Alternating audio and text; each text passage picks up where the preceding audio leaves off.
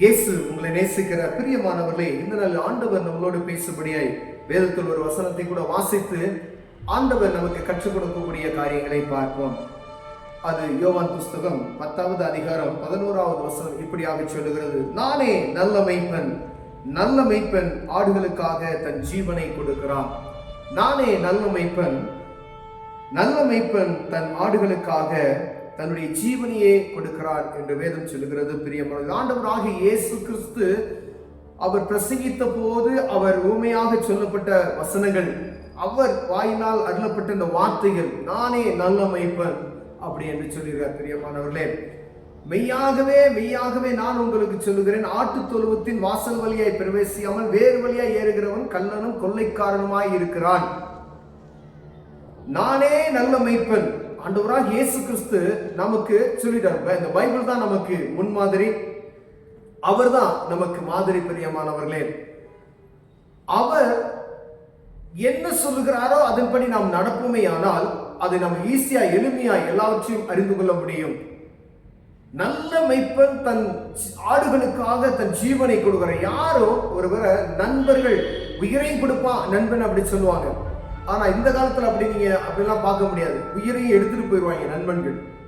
ஆனா ஒரு தனி மனிதனுக்கோ இல்ல உலகத்தினுடைய மனிதனுக்கோ இந்த ஜீவனை கொடுக்கிறது. ஒருவேளை நல்ல மெய்ப்பன் ஒரு மந்தையில ஆடுகள் இருக்கும் பொழுது, இந்த வசனங்களை நம்ம வாஸ்தவம் ஆண்டவர் ஓமையாக சொல்லி இருக்கிறார். ஒரு பெரிய மந்தை இருக்கிறது, ஓனாய் வரும்பொழுது அந்த ஓனாயுடைய வாய்களுக்கு தப்புவிக்கிறவன் தான் நல்ல மெய்ப்பன் என்று சொல்லப்பட்டிருக்கிறது. ஒருவேளை தன் ஜீவனை பாதுகாத்து கொண்டு ஓடி ஓனாய் வாய்க்கு ஆடுகளை விட்டு போகிறவன் அவன் கள்ளனும் கொள்ளைக்காரனுமாய் இருக்கிறான். அவன் அதான் சொல்லுகிறது, வாசல் வழியாய் அவர்கள் பிரவேசிக்கவில்லை, அவர்கள் வேறு வழியாய் உள்ளே வந்தவர்கள். தன்னுடைய ஆடுகளுக்கு ஒரு ஆபத்து வந்தது உடனே அவர்கள் என்ன செய்வாங்க, அவங்களை விட்டுட்டு போயிடுவாங்க. எந்த ஒரு மெய்ப்பன் இயேசு கிறிஸ்து தன் ஆடுகளுக்காய் தன் உலகத்தில் இருக்கக்கூடிய ஆட்டுக்குட்டினா மனுஷர்கள் நம்ம தான். அவர் ஜீவனை கொடுத்திருக்கிற நமக்காக.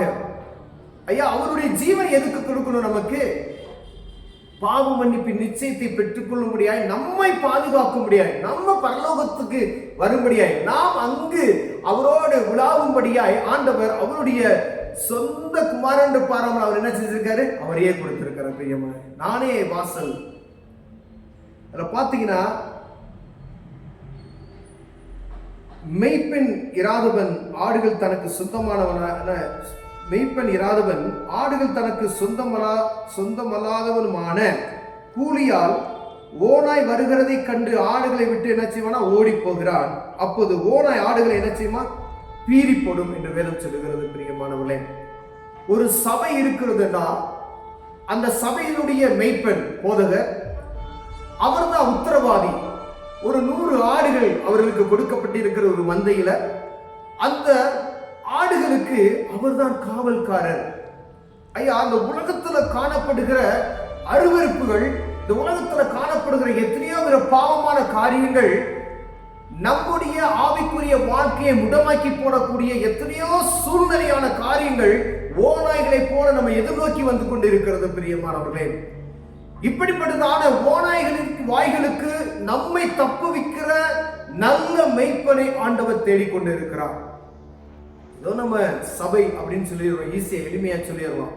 அந்த சபையில் இருக்கக்கூடிய மெய்ப்பருக்கு எவ்வளவு பெரிய கடமை இருக்கிறது என்பதை நான் ஒருவேளை நீங்க அன்பு சகோதரியை பார்த்து கொண்டிருக்கிற நீங்க உங்க மெய்ப்பனுடைய சத்தத்துக்கு நீங்க செவி கொடுக்கணும். நல்ல மெய்ப்பன் தன் ஆடுகளுக்காய் ஜீவனை கொடுக்கிறான் ஆண்டவர் சொல்றார். ஆண்டவர் அவரை சொல்றாரு. ஆனா நம்ம மெய்ப்பன் நம்முடைய சத்தத்தை, அவருடைய சத்தத்தை நீங்க கேட்கிறீங்களா, கேட்க முடிகிறதா?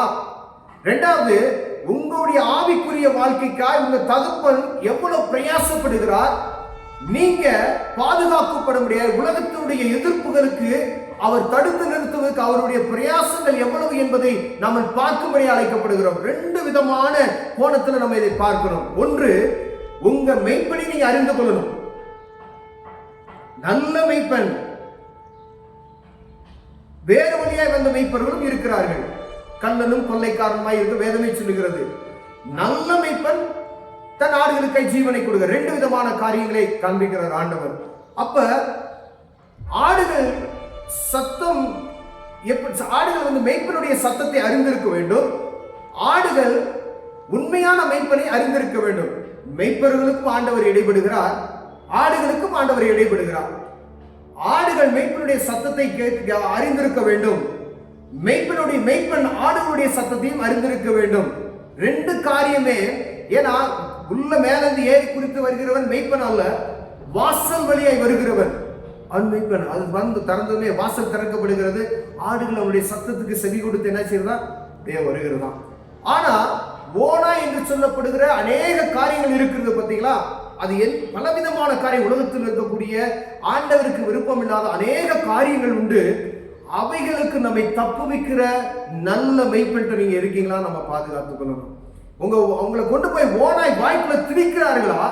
இல்ல பாதுகாப்பற்ற வேலையடிக்கப்படாத ஒரு கூடாரத்திற்குள் இருக்கிறீர்களா?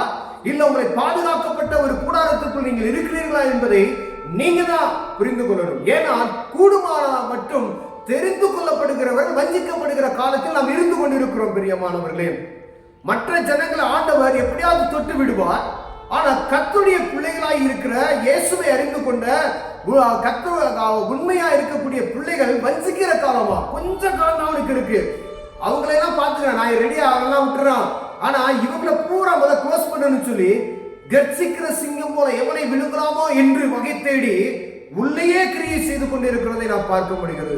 கள்ள உபதேசங்கள் ஈஸியா உங்களை ஓனாயுடைய வாய்க்கு கொடுத்துருவாங்க. பிரியமானவர்களே, இந்த பரலோகத்துக்கு உங்களை கொண்டு போகிறதுக்கு நல்வழிப்படுத்துகிற மெய்ப்பர்கிட்ட நம்ம அடங்கி இருக்கிறோமா என்பதை பார்க்க வழியாய் ஆண்டவர் உங்களோடு என்னோடு பேசுகிறார். மெய்ப்பனை அறிந்து கொள்ளத்தக்கதான விசேஷத்தை ஞானத்தை நீங்கள் புரிந்திருக்க வேண்டும். மெய்ப்பர்கள் ஆடுகளுக்காய் தன் ஜீவனையும் கொடுக்கத்தக்கதான அவர்கள் உங்கள் நேரங்களை என்ன செய்யணும்? அவர்களுக்காய் விட்டுக் கொடுக்கும். உங்க 100 ஆடு இருக்குயா, ஒரு 300 ஆடு இருக்கு, 50 ஆடு இருக்கு, 10 ஆடு இருக்கு, 5 ஆடு இருக்கு. 5 ஆடை நீங்க சிங்கத்தின் வாய்க்கோ கரடியின் வாய்க்கோ இப்ப இருக்கக்கூடிய ஒரு நாயின் வாய்க்கோ விட்டுட்டீங்கன்னா எவ்வளவு வருத்தப்படணும். 5 ஆடு கூடிய மேன்மை உங்களுக்கு தெரிந்திருக்க வேண்டும். பிரியமானவர்களே, அந்த 5 ஆட்டுக்குட்டிய அருமையா நடத்தினோம்னா எவ்வளவு பெருகும் தெரியுமா? அந்த 5 ஆட்டுக்குட்டியுடைய மேன்மை நீங்க தெரிந்திருக்க வேண்டும். கண்களை மூடுவோம், ஜெபம் செய்வோம். அன்பின் தகப்பனே, ஆண்டவரே, நல்ல மேய்ப்பனை அறிந்து கொள்ள ஞானத்தை எங்களுக்கு தாங்க. ஆண்டவரே, ஆடுகள் மேய்ப்பனுடைய சத்தத்தை அறிந்திருக்கிறதுக்கு ஆண்டவரே அப்படிப்பட்டதான கிருபைகளை தாங்க. நல்ல மேய்ப்பனை கண்டு கொள்ளத்தக்கதான கிருபைகளை தாங்க. இயேசுவின் நாமத்தில் பிதாவே, ஆமென்.